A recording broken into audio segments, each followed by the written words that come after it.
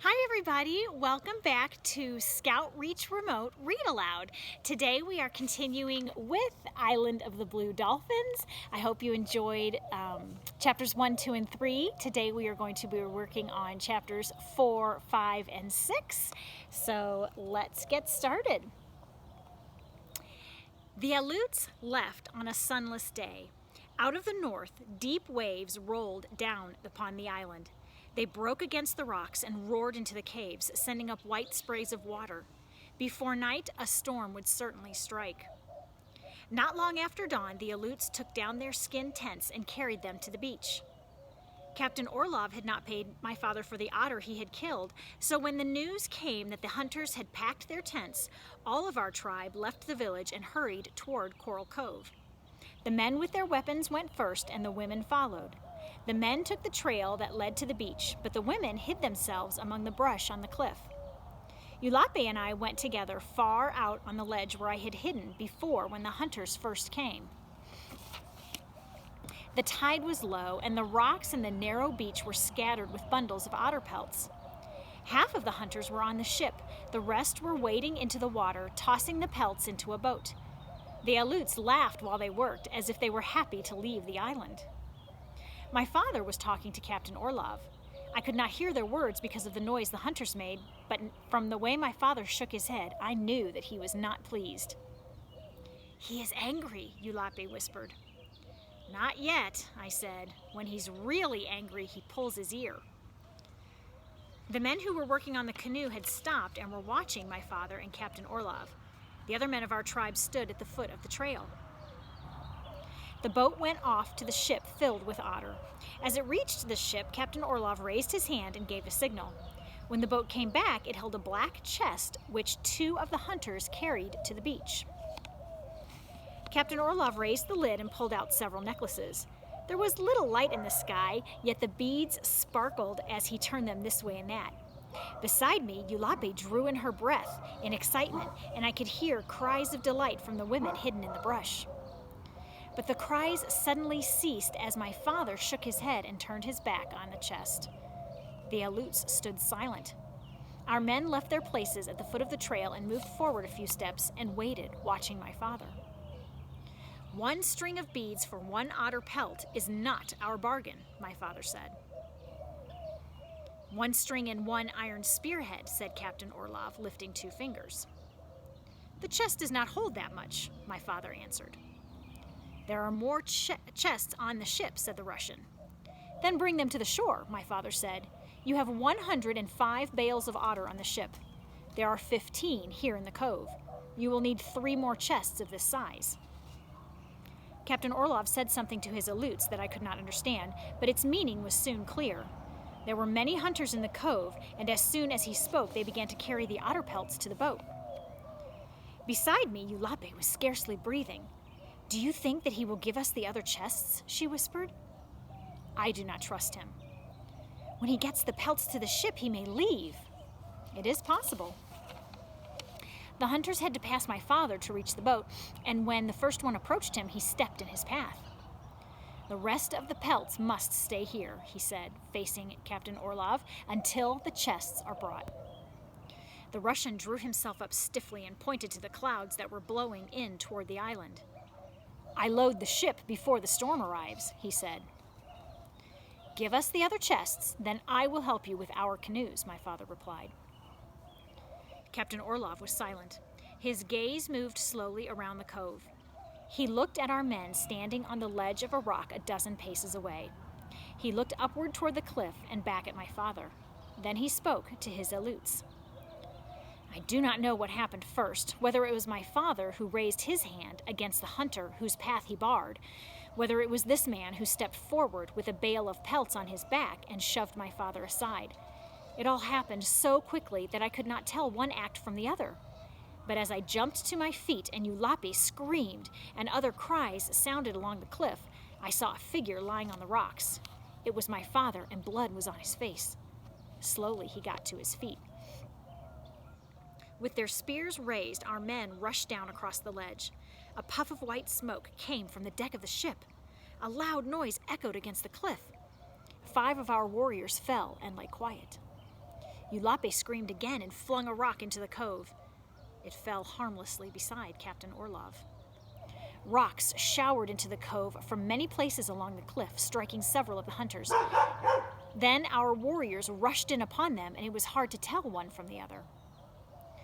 Eulape and I stood on the cliff and watched helplessly, afraid to use the rocks we held lest we injure our own men.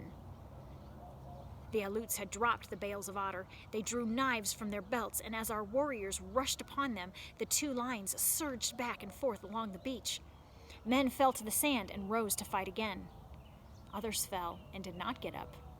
My father was one of these. For a long time it seemed that we would win the battle, but Captain Orlov, who had rowed off to the ship when the battle started, returned with more of his Aleuts. Our warriors were forced backwards to the cliffs. There were few of them left, yet they fought at the foot of the trail and would not retreat. The wind began to blow. Suddenly Captain Orlov and his Aleuts turned and ran to the boat.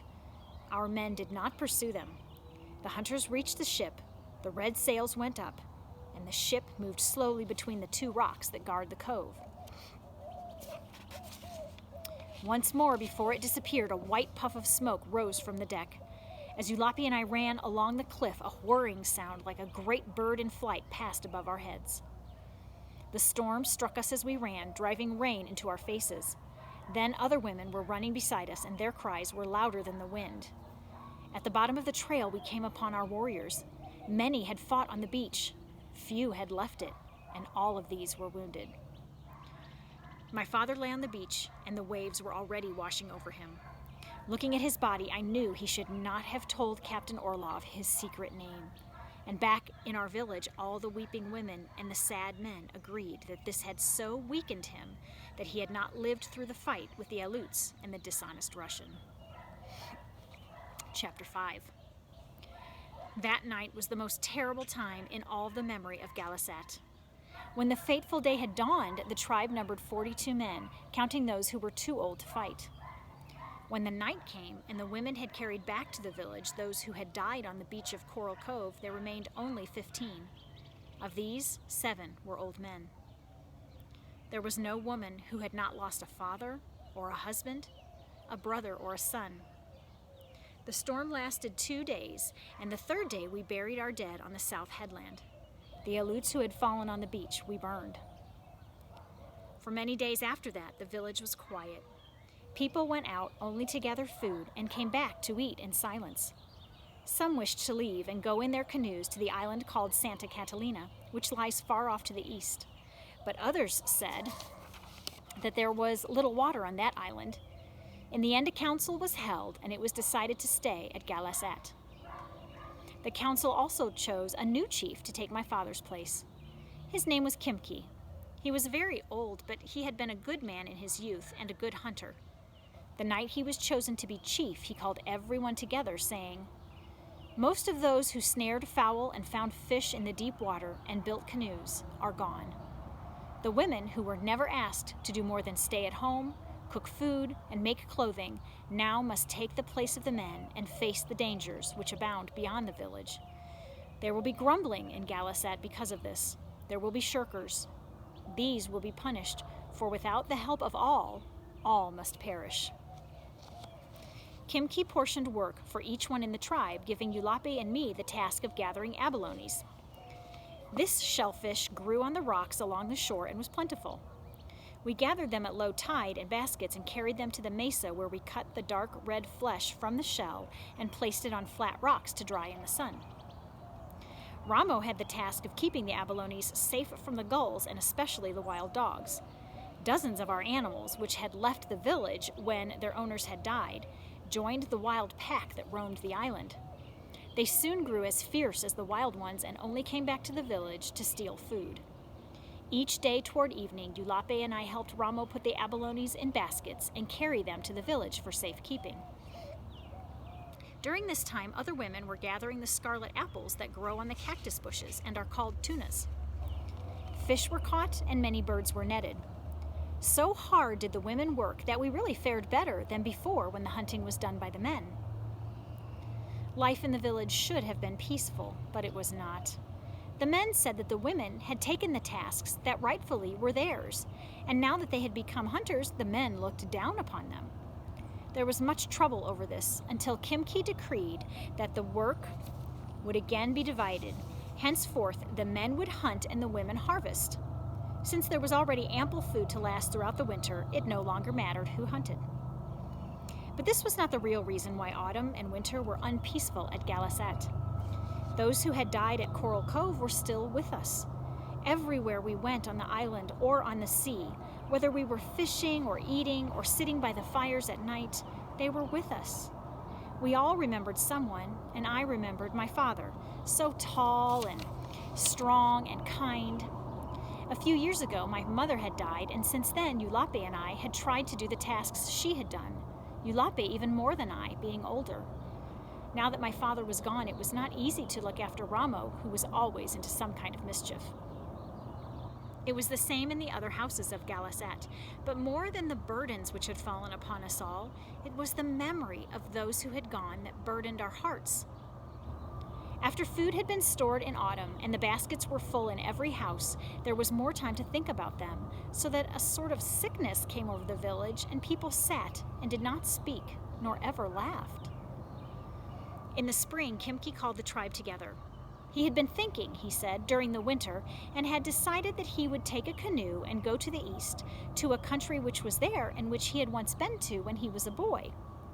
It lay many days across the sea, but he would go there and make a place for us. He would go alone, because he could not spare more of our men for the voyage, and he would return. The day that Chpt left was fair. We all went to the cove and watched him launch the big canoe. It held 2 baskets of water and enough tunas and dried abalone to last many days. We watched while Chpt paddled through the narrow opening in the rocks. Slowly he went through the kelp beds and into the sea. There he waved to us and we waved back. The rising sun made a silver trail across the water. Along this trail he disappeared into the east. The rest of the day we talked about the journey. Would Chpt ever reach this far country about which nothing was known? Would he ever come back before the winter was over? Or never? That night we sat around the fire and talked while the wind blew and the waves crashed against the shore. Chapter 6. After Chpt had been gone 1 moon, we began to watch for his return. Every day someone went to the cliff to scan the sea. Even on stormy days we went, and on days when fog shrouded the island.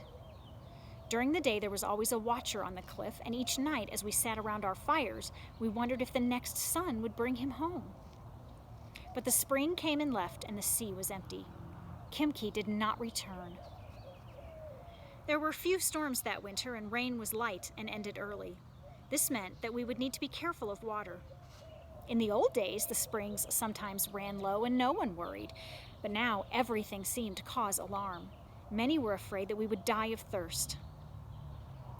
There are other things more important to ponder, said Matasayep, who had taken Chpt's place. Matasayep meant the Aleuts, for it was now the time of year when they had come before. Watchers on the cliff began to look for the red sails, and a meeting was held to plan what to do if the Aleuts came. We lacked the men to keep them from landing or to save our lives if they attacked us, which we were certain they would. Plans were therefore made to flee as soon as their ship was sighted. Food and water were stored in canoes, and these were hidden on the rocks at the south end of the island. The cliffs were steep here and very high, but we wove a stout rope of bull kelp and fastened it to the rocks at the top of the cliff so that it hung to the water. As soon as the Aleut ship was sighted, we would all go to the cliff and let ourselves down one at a time. We would then leave in our canoes for the island of Santa Catalina. Although the entrance to Coral Cove was too narrow for a ship to pass through safely at night, men were sent there to watch the cove from dusk to dawn, besides those who watched during the day. Shortly afterwards, on a night of fine moon, one of the men came running back to the village. Everyone was asleep, but his cries quickly awakened us. "The Aleuts!" he shouted, "the Aleuts!" It was news we expected. We were prepared for it, yet there was much fear in the village of Galasat.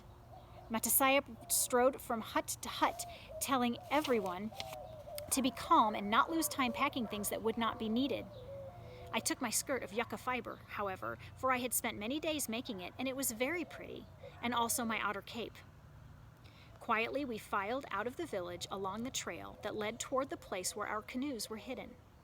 The moon was growing pale, and there was a faint light in the east, but a strong wind began to blow. We had gone no farther than half a league when we were overtaken by the man who had given the warning. He spoke to Metasaep, but we all gathered around to listen to him. "I went back to the cove after I gave the alarm," he said. "When I got there, I could see the ship clearly. It is beyond the rocks that guard the harbor. It is a smaller ship than the one which belonged to the Aleuts. The sails are white instead of red." "Could you see anyone?" Metasaep asked. "No." "It is not the same ship which was here last spring?" "No." Metasaep was silent, pondering the news. Then he told us to go on to where the canoes were and wait for him, for he was going back. It was light now, and we went quickly over the dunes to the edge of the cliff and stood there while the sun rose. The wind grew cold, but fearing that those on the ship would see the smoke, we did not start a fire, though we had meal to cook for breakfast. Instead, we ate a small quantity of dried abalone, and afterwards my brother Ramo climbed over the cliff. No one had been down to the rocks since the canoes were hidden, so we did not know whether they were still safe or not. While he was gone, we saw a man running across the dunes. It was Nenko, carrying a message from Metasaep. He was sweating in spite of the cold, and he stood trying to catch his breath. We all waited, urging him to talk, but his face was happy, and we knew that he brought good news. "Speak," everyone said in a chorus. "I have been running for more than a league," he said. "I cannot talk." "You are talking," someone said. "Speak, Nenko, speak," cried many voices.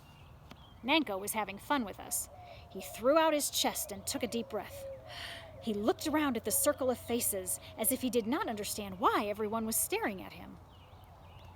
"The ship," he said at last, saying the words slowly, "does not belong to our enemies, the Aleuts. There are white men on this ship, and they have come from the place where Chpt went when he left our island." "Has Chpt returned?" an old man broke in. "No, but it is he who saw the white men and told them to come here." "What do they look like?" Eulape asked. "Are there boys on the ship?" asked Ramo, who had come back with his mouth full of something. Everyone seemed to be talking at once. Nenko made his face stern, which was hard for him to do, because his mouth had been cut in the battle with the Aleuts, and ever since it had always seemed to smile. He held up his hand for silence. "The ship has come for one reason," he said, "to take us away from Galasat." "To what place?" I asked. It was good news that the ship did not belong to the Aleuts, but where would the white men take us? "I do not know to what place," he said. "Chpt knows, and he has asked the white men to take us there." Saying no more, Nenko turned back and we followed him. We were fearful of where we were going, yet we were happy too. I hope you enjoyed chapters 4, 5, and 6 of Island of the Blue Dolphins. For today's little activity, if you could have a secret name like Quanah and Chief Chowig, what would your secret name be? Would you tell it to others, or would you keep it all to yourself? So you can think about that for next time. I hope you guys have a great day. I'm so glad you joined us, and we'll see you next time.